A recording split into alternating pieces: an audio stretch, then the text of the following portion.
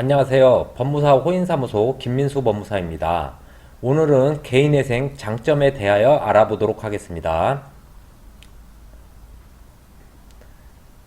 한두 달 급하게 2, 300가량의 추가적인 돈이 필요해서 대출을 받으셨다 돌려막기로 채무가 늘어나신 분들, 지인을 보증섰다 잘못돼 채무가 지게 되신 분들, 사치, 유흥, 도박, 낭비 같은 사행성 성격이 짙은 채무 사용처를 가지신 분들 등 주변의 많은 분들이 신용 불량 상태에 빠져 채권자들의 추심으로 고통을 받고 계시며 극단적인 선택을 하시는 분들도 누수에서 심심치 않게 나오고 있습니다. 우리나라에 몇몇 종류 채무 구제 제도가 있지만 그 중에서 가장 많은 채권 종류가 탕감되며 일정 부분 채무를 상환하여야 하지만 가지고 있는 재산을 매각하여 빚잔치를 할 필요 없이 재산 가치보다 많이 갚으면 되며 탕감 효과가 큰 개인회생 제도의 장점에 대해 알아보도록 하겠습니다. 첫 번째, 개인 간에 발생될 수 있는 거의 모든 채무가 조정 대상이 됩니다.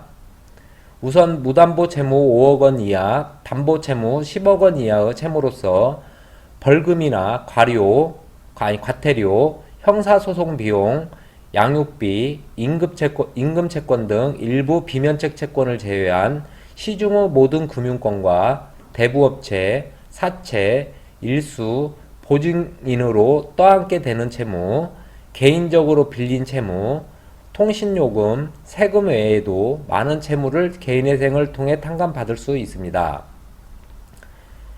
신용불량자가 되지 않았거나 연체가 되지 않은 상태라 하더라도 진행이 가능합니다. 일부 제도는 협약된 기관이어야 하거나 협약된 기관이라 하더라도 채권자의 동의가 없다면 진행이 되지 않지만 개인회생 제도는 채무자인 신청인이 신청만 한다면 진행이 가능하고 채권자들에게 동의를 구할 필요 없이 이의 신청으로 진행에 대한 이의 사유를 제출할 수 있을 뿐입니다. 두 번째, 신용불량자가 되거나 연체할 필요가 없습니다. 일부 제도는 채무로 인해 고통받는 채무자분들이 1개월에서 3개월가량 연체를 하거나 신용불량자가 되어야 하지만 진행이 가능한데 개인회생 제도는 신청인 본인의 소득으로는 더 이상 채무를 정상적으로 상환하지 못하고 대출을 받아 돌려막거나 연체 상태에 빠질 것 같은 지급불능 상태에 빠졌다면 신용불량자나 연체할 필요 없이 즉시 신청이 가능한 제도입니다. 세 번째, 연체 기록이 삭제됩니다. 개인회생을 진행하다 보면 자연스레 알게 되시겠지만 인가 결정이 떨어진 후에 신용조회 기록상 등재되어 있던 연체자 정보가 삭제됩니다. 하지만 해당 기록이 삭제된 것을 악용하는 신청인이 있을 수 있어 선의의 피해자를 막기 위해 공공기록 코드를 남겨놓아 일반인이 보면 개인회생을 진행하는지 파악할 수 없지만 은행권이나 대부업체에서는 알 수 있도록 공공기록을 남겨놓아 면책을 받기 전까지 대출금이 나오질 않습니다. 은행권에서 남겨놓는 개인 코드는 1301번입니다. 네 번째, 재산 보유가 가능합니다. 개인회생의 여러가지 변제계획 공식 중 신청인이 변제계획안을 통하여 변제하게 되는 총 변제 금액의 현재 가치가 재산의 청산가치보다 높으면 해당 재산을 처분하지 않고 채무 또한 탕감받을 수 있습니다. 하지만 가지고 계신 재산이 많은 경우 그 재산 가치를 충족시키기 위하여 월 변제 금액이 많아지게 되시며 재산이 채무보다 많은 경우 안타깝지만 재산을 처분하면 채무를 상환할 수 있는 여건이 되시다 보니 이러한 경우 개인회생 신청이 불가능합니다. 다섯 번째, 직장 및 자격을 유지할 수 있습니다.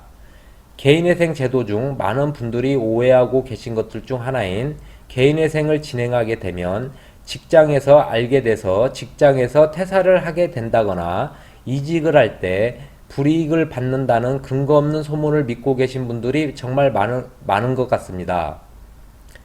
개인회생 취지 자체가 일용직이나 부업, 아르바이트 등 재직 형태는 어떠한 경우라도 상관없지만 신청인 앞으로 꾸준히 일정한 소득이 있어야 하며 신청인의 소득에서 최저생계비를 제외한 나머지 가용소득을 변제에 투입하기 때문에 직장이나 소득에 불이익이 있을 수가 없습니다.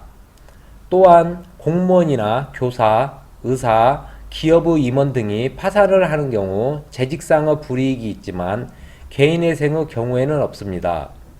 또한 개인회생을 진행하면서 사업자를 내시거나 법인을 개설하신다 하더라도 어떠한 제재가 없습니다. 여섯 번째, 개인회생을 진행 사실을 타인이 알 수 없습니다. 비교적 나이가 많지 않은 20, 30대 젊은 분들이나 여성, 주부분들이 자주 여쭤보시는 말씀이 가족들이 본인의 신용 상태나 채무가 있는지조차 모르고 있다 보니 신용불량자가 된 사실이나 연체돼서 추심을 받는 사실을 알게 되면 정말 큰일 나게 되는데 가족들이나 직장에서 모르게 진행이 가능하냐고 걱정하시며 여쭤보곤 하십니다. 개인회생 제도는 채권자와 채무자인 신청인 본인 그리고 진행하는 사무실과 법원만이 알고 진행이 되며 본인 스스로 말씀을 하지 않는 이상 개인회생을 진행한다는 통지서가 가는 법도 없으며 진행사항에 관련된 우편물은 송달영수인 변경신고를 통해 신청인에게 바로 송달하지 않고 이의만 사무소에서 수령한 뒤 신청인 분들께 통보를 해주는 절차로 진행되고 있습니다. 일곱 번째, 채무 사용처가 사치, 유흥, 도박, 낭비, 주식 등으로 사용되었다 하더라도 면책이 가능합니다. 인터넷으로 검색했을 때 사치, 유흥, 도박, 낭비, 주식 등으로 채무가 전액 사용되었다면 개인회생이 안 된다고 되어 있거나 다른 사무실에서 상담을 받으실 때 이런 말씀을 하시는 분들이 많습니다. 하지만 이것은 잘못된 내용이며 분명 일반적인 생활비나 채무 돌려막기, 타인의 채무 보증, 가족이 아파 병원비로 지출된 채무 등 일반적인 채무 성격과 많이 달라 진행하기 까다로운 점은 있지만 그렇다 하더라도 면책을 못 받는 게 아니니 채무 사용처가 일반적이지 않으신 분들 또한 포기하지 마시기 바랍니다. 여덟 번째, 최근 급격히 늘어난 채무인 경우도 개인회생을 통해 면책이 가능합니다. 일곱 번째에서 말씀드린 사치, 유흥, 도박, 낭비로 사용된 채무가 개인회생이 안 된다고 하는 일부 사무실이 있는 것과 마찬가지로 급격히 채무가 증대된 사유 또한 안 된다고 하시는 경우가 많습니다. 이러한 경우 7번 사항과 마찬가지로 일반적인 채무를 가진 신청인들보다 변제 금액이 많이 책정될 수는 있지만 그렇다 하더라도 면책을 못 받으시는 경우는 아닙니다. 아홉 번째, 본인의 소득에서 최저생계비를 제외한 나머지 가용소득만 변제한다면 모든 채무가 탕감됩니다. 2013년 기준으로 한 해에 10만 명이 신청하고 2019년 14만 명까지 매년 신청인이 증가하고 있는 추세입니다.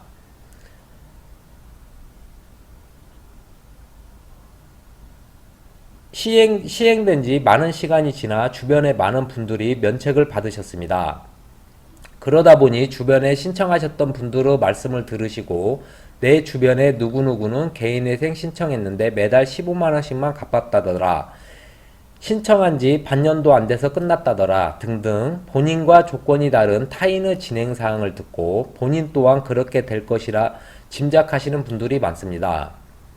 개인회생이라는 제도는 천편일률적으로 원금 절반 탕감, 원금 90% 탕감, 5년 동안 매달 20만원씩 상환이 아닌 신청인의 재산, 배우자의 재산, 부양가족 유무, 소득, 채무 사용처, 채무 발생 시기, 세금 체납 금액, 4대 보험 미납 금액 등 여러가지 사안을 종합적으로 고려하여 수학 공식처럼 변제 금액이 책정되는 제도입니다.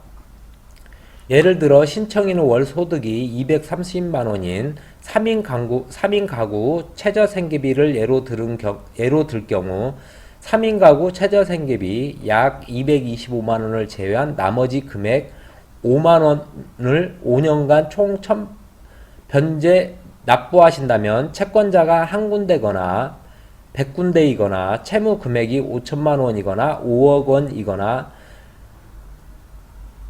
변제 금액 5만 원씩 36개월만 변제하시면 나머지 원금과 이자는 전액 탕감되시게 됩니다.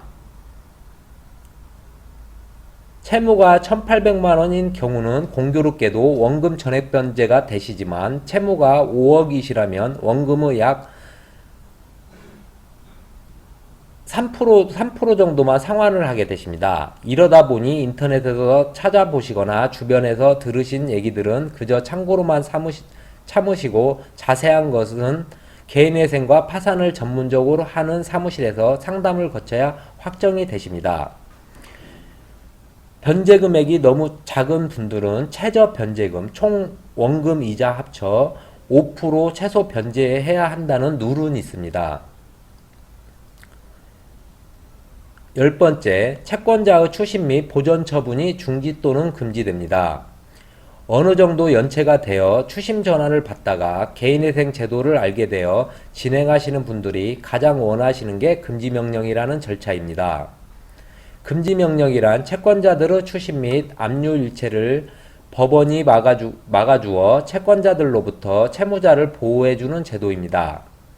신청하신 거의 모든 분들께서 금지명령이 떨어져 법적 보호를 받으시지만 일부 법원에서는 재신청을 하는 경우나 사치, 유흥, 도박, 낭비로 대출금을 사용하신 경우 채무가 급격히 늘고 채권자에게 몇 해 변제하지 않은 채 최근 채무로만 신청을 하는 경우는 금지명령이 지연되거나 기각되는 경우가 있습니다. 오늘은 개인회생 장점에 대하여 설명드려 보았습니다. 지금까지 법무사 호인사무소 김민수 법무사였습니다. 감사합니다.